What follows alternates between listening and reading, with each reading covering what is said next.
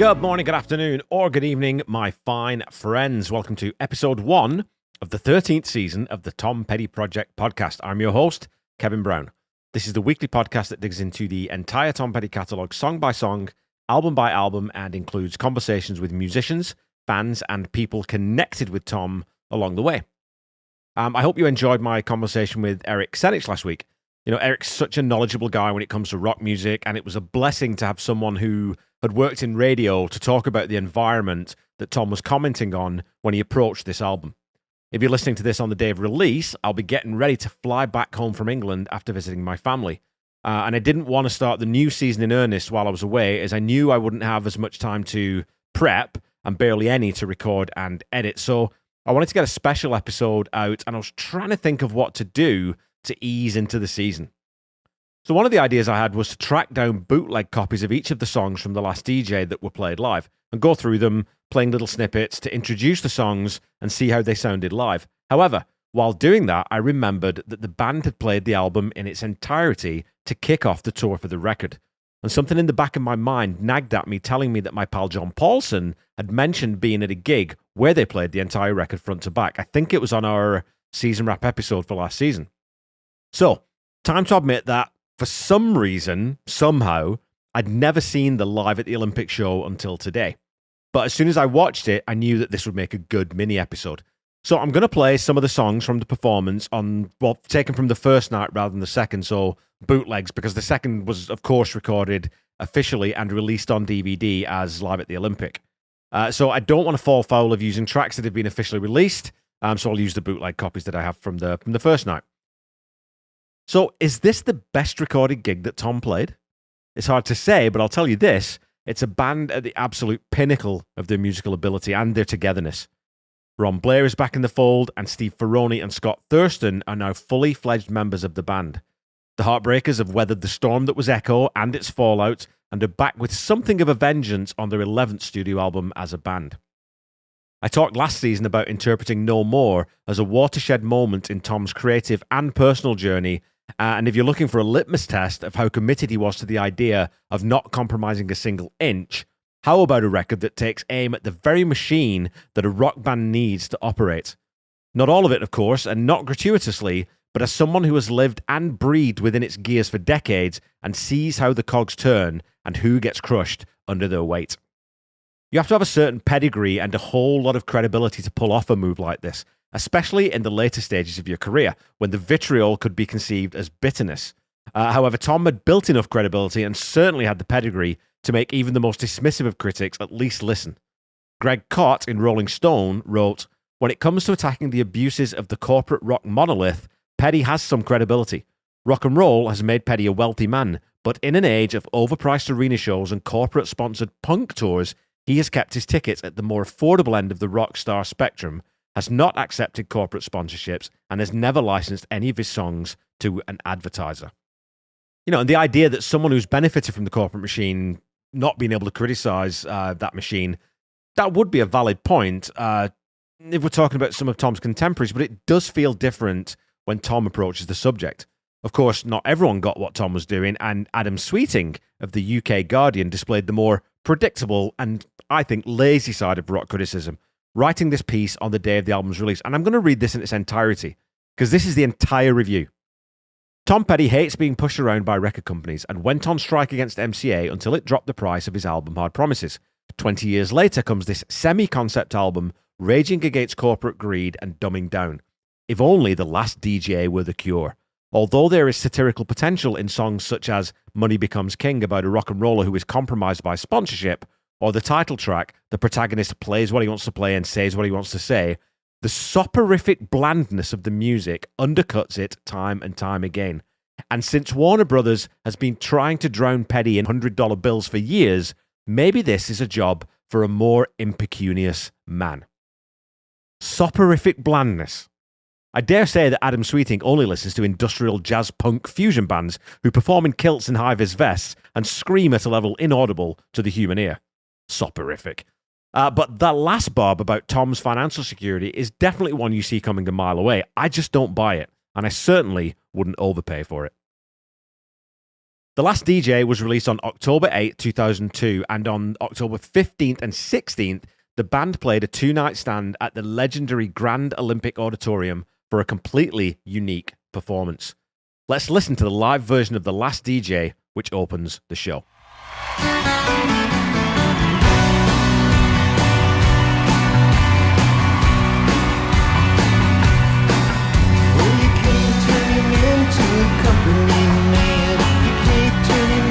A whore, and the boys upstairs just don't understand anymore.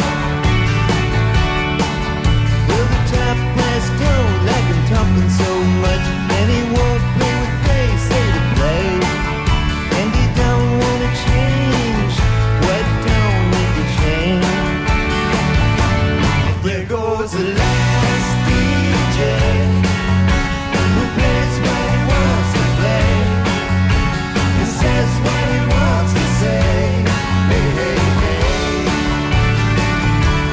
There goes your freedom of choice.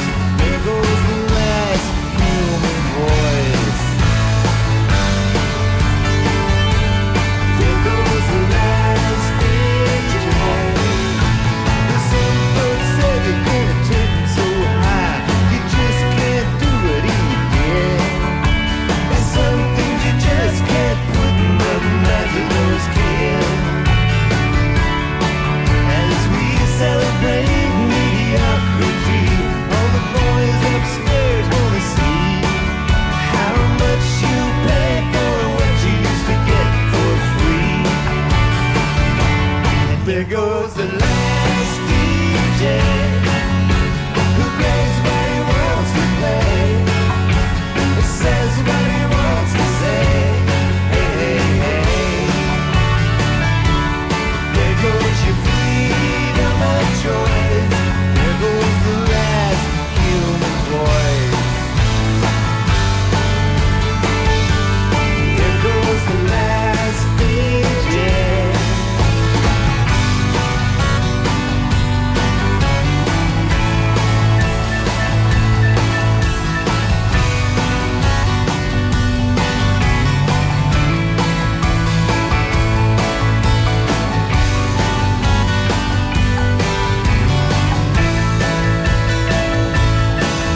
Well, they got him a spaceship down in Mexico, and sometimes he'll count on in. And I'll bust the move and remember how it was back then.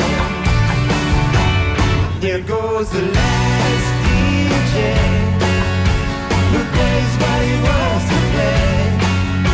He says what he wants to say. Hey, hey, hey. There goes your freedom of choice. There goes the last human voice. There goes the last DJ.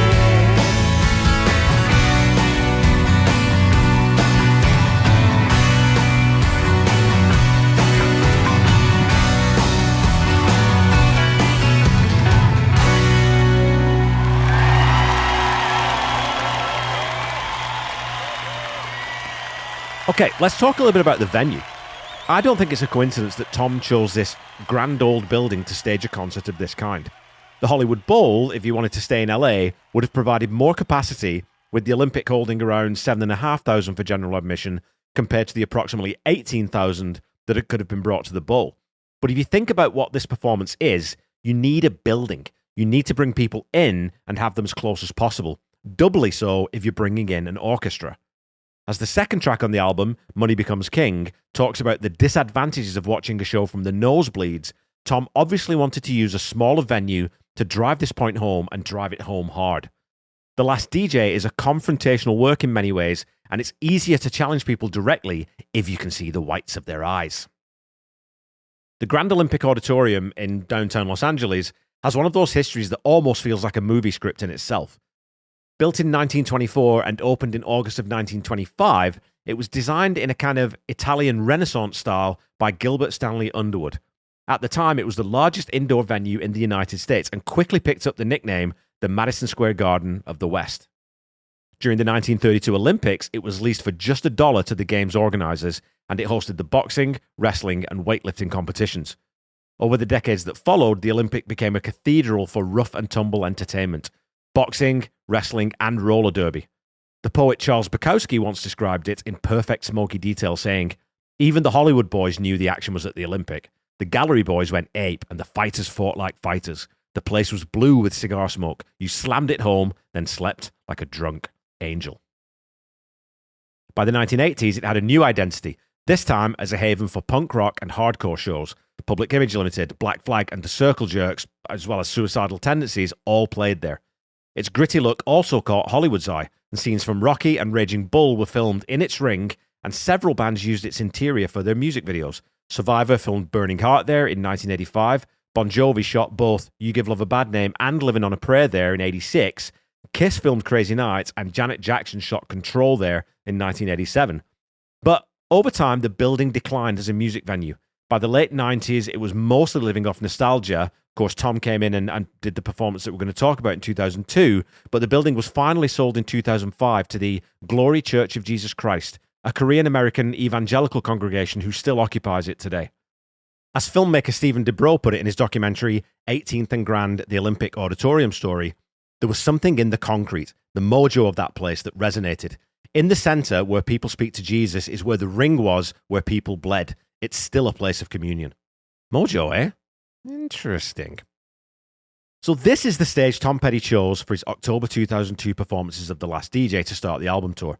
With a 40-piece orchestra conducted by John Bryan, Petty turned the Grand Olympic into something new once again, a place where, instead of boxers or punks or roller derby queens, he could present his sharpest critique of the modern music industry as a unified piece of theatre.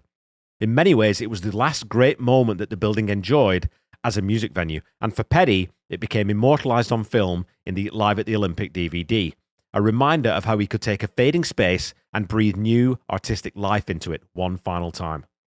The performance itself is a masterclass in rehearsal and delivery. Tom's vocal is razor sharp, and the band is locked in to that telepathic degree that they would exhibit for the next 15 glorious years. When Tom introduces the band in between Lost Children and Blue Sunday, he's clearly relaxed, happy, and confident. The stage is not adorned by flashy exhibitions, huge screens, or soaring pyro. The fireworks and spectacle are going to be provided by the band and the Big Money Orchestra, and boy, did they deliver. Listen to this superb performance of Money Becomes King and wonder, why was this only ever played twice live?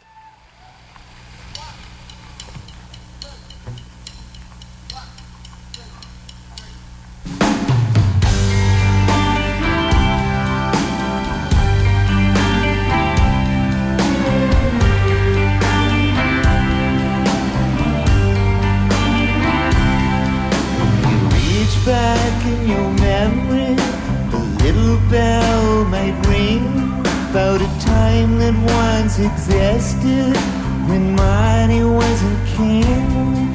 If you stretch your imagination, I'll tell you all a tale about a time when everything wasn't up for sale.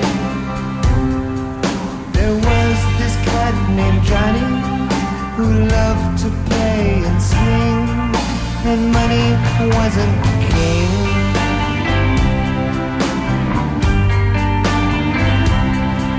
We'd all get so excited when John would give a show. We'd raise the cash between us, down the road we'd go to hear him play that music that spoke right to my soul. Every verse a diamond and every chorus gold. The sound was my salvation. It was only everything before money became king.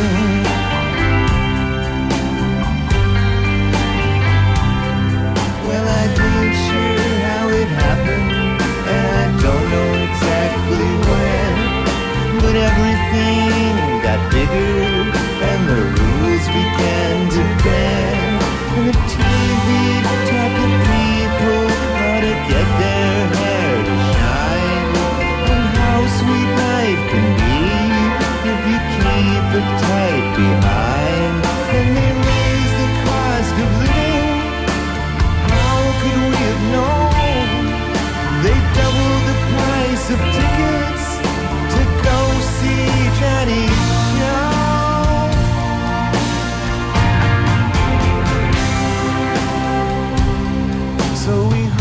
all our possessions and we sold a little dough and went off to rock and roll.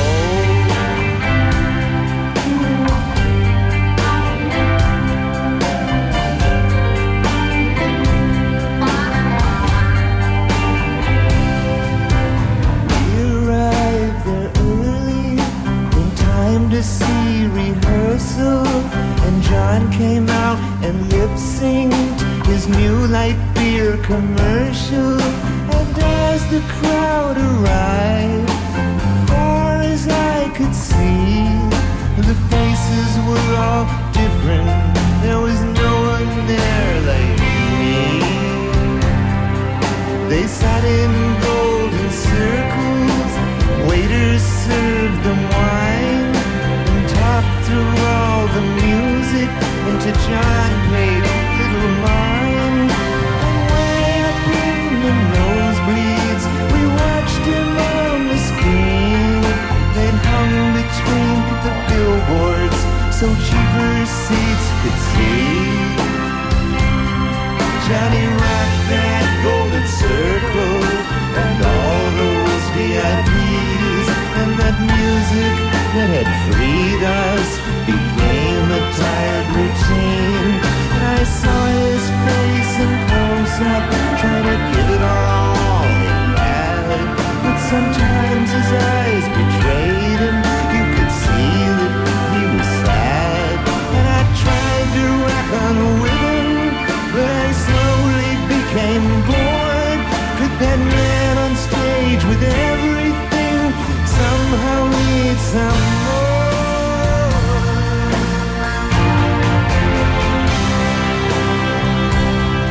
There was no use in pretending, no magic left to hear. All the music gave me was a craving for light beer. As I walked out of the arena, my ears began to ring, and Mike became king.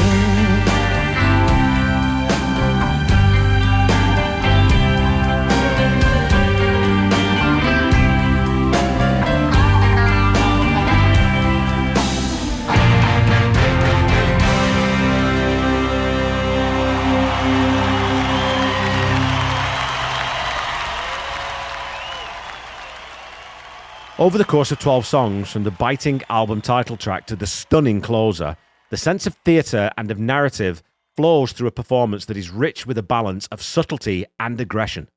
Tom peppers in qualifiers for several of the songs and gives the audience context and dimension for the acerbic takedown he delivers in Joe. All right, for this next number, I'm just going to slip into a pair of shades, he says, before warning the audience, here we meet the villain of the album.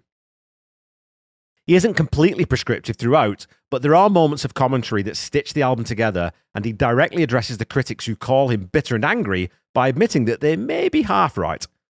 But we do get a rock band here too. We are going to rock out because we also get some fantastic dueling guitars in the extended jam of When a Kid Goes Bad, and then The Man Who Loves Women later in the set, which to my ear has always been Tom very deliberately pulling up a heavy influence from Ray Davies and the Kinks.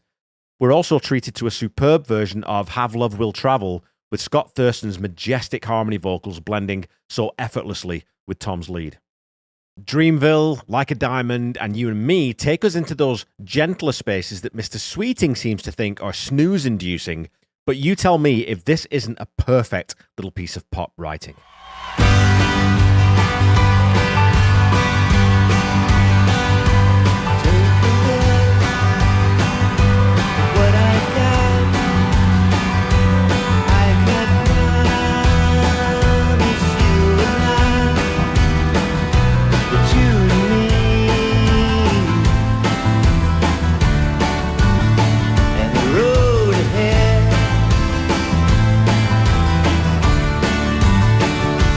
I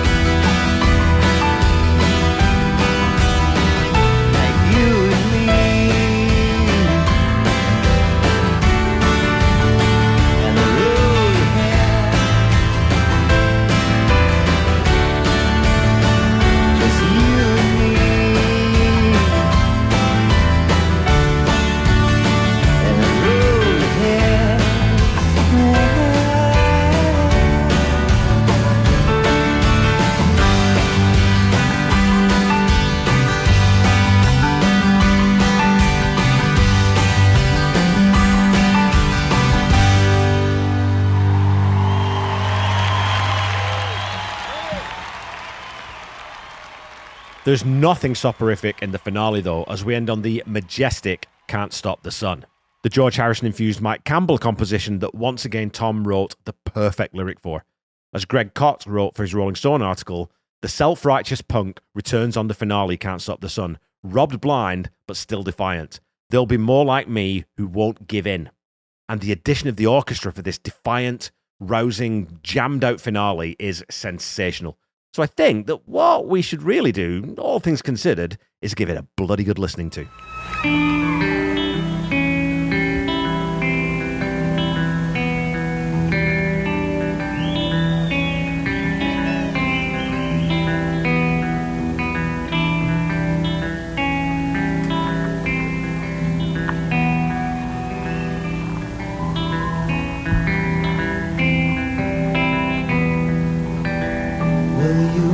Take my money. You may turn off my microphone, but you can't steal what you can't feel. Can't stop the sun from shining.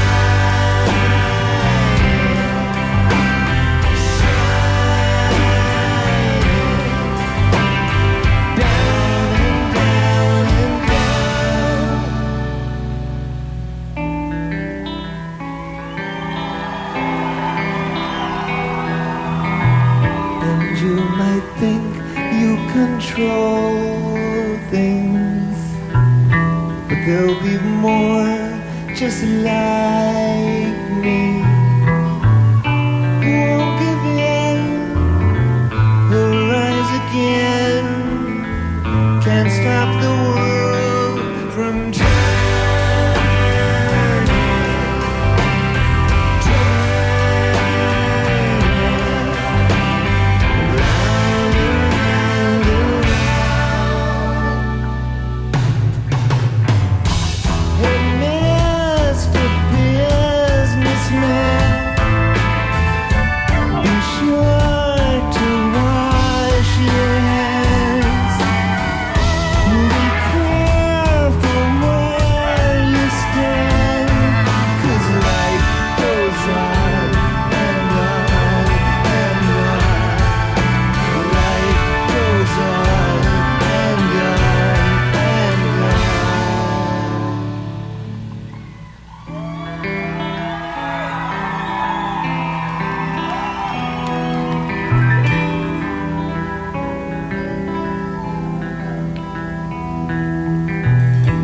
You might think it's all over, but there'll be more just like me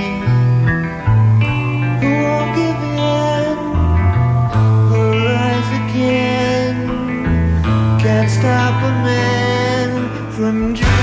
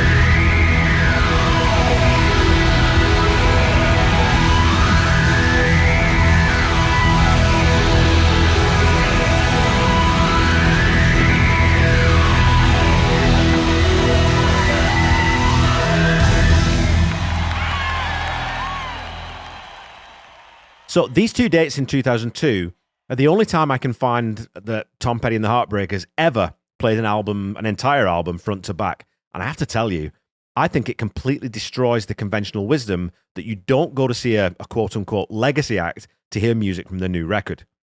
Hearing this album played live in this way almost makes it the only way to think about this tour. On both nights, the band came back out to do an encore, the first night playing Change of Heart, I Need to Know, Mary Jane, and You Wreck Me as a 4-song encore. And the second night, they did those 4 with covers of Shake, Rattle and Roll and Chuck Berry's Around and Around in the middle. But now that I've heard this performance, I think this one jumps to close to the top of my list of gigs I wish I'd seen.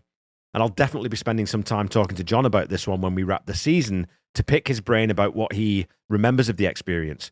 Imagine if the Heartbreakers had put on similar performances for albums like Long After Dark, Wildflowers, and Hypnotic Eye. I know there was talk of Wildflowers actually being toured as possibly in this kind of format before Tom passed. You know, even if you did them as mini-residency type approaches, hearing albums in their entirety in this way really drives them home and sort of gives them a cohesiveness that you lose if you're only playing 2 or 3 songs from them. So if you haven't seen the live show live at the Olympic, I'll leave a link in the episode notes because it is on YouTube so that you can check it out. It is a tour de force performance by one of the best rock and roll bands you'll ever see. I know it's a show I'm going to revisit often because The Last DJ might be my favorite of Tom's post-Wildflowers albums. Now, I'll probably end up changing my mind on that when we get to Highway Companion, and then again when we get to Mojo, and then again when we get to Hypnotic Eye, but for now, this concert has opened up different angles on this record for me, and I have the DVD on order now, and I don't really own many DVDs, but I really ought to start picking up these performances because, holy moly, what a show. The Tom Petty Project is a proud member of the Deep Dive Podcast Network. Go check us out at deepdivepodcastnetwork.com. I'm sure you'll find something there that you like. You can also check out my other podcast, Seaside Pod Review, a Queen podcast that I do with the very brilliant Randy Woods, as well as the Ultimate Catalog Clash that I co-host with my great pal, Corey Morissette. Don't forget to follow me on Facebook, Instagram, Threads, and YouTube at The Tom Petty Project, and on Blue Sky at Tom Petty Project. Go like, follow, subscribe, do all those types of things, and do leave me a review if you can. Keep talking to me on social media, and I will keep reading out your comments on the show. As your weekly reminder, the Tom Petty Project is not affiliated with the Tom Petty Estate in any way. So when you're looking for Tom's music, please go buy some. Go buy it from a local independent record seller or visit official streaming platforms. If you're looking for official merchandise, go to store.tompetty.com. And if you're looking for merchandise for this show, please go to store.tompettyproject.com. Don't forget to check out the Tom Petty Nation and Tom Petty Fans Forever groups on Facebook, as well as SiriusXM Channel 31, which is Tom Petty Radio. Until we meet again next week, keep listening to and sharing Tom's music. Try to be kind. Try to say I love you to someone at least once a day. Stay safe and healthy, and I'll be back with you next week to talk about the lead-off title track from The Last DJ. Bye-bye.